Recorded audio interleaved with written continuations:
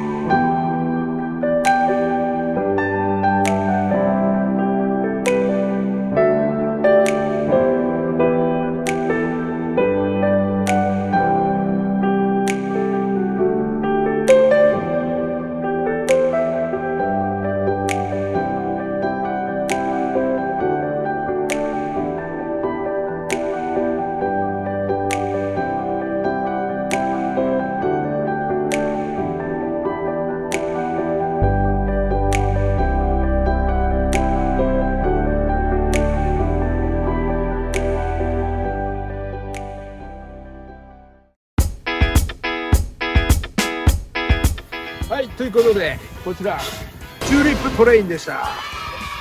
道でねチューリップ畑がこう綺麗に見えるところを線路で走ってくるっていうね。でポッペルチェスいただきます。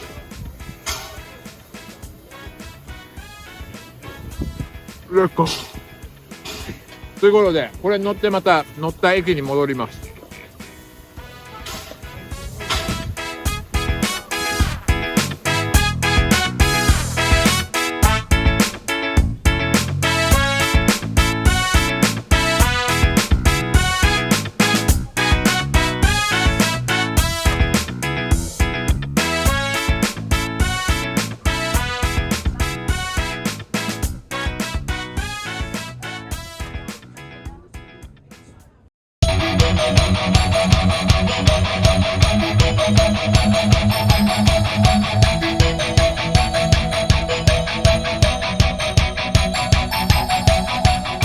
はい、ということでチューリップトレインでした。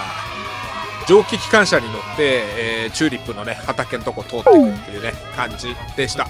写真撮りたい人は畑の中からこう蒸気機関っていうのがまた珍しいから構えてたりとかしてね、なかなか面白かったです。ということでこの動画がいいと思った人はライクボタン、あとチューリップのねドローン動画とかいっぱい他の上がってきますから、ぜひお楽しみにしててください。じゃあね。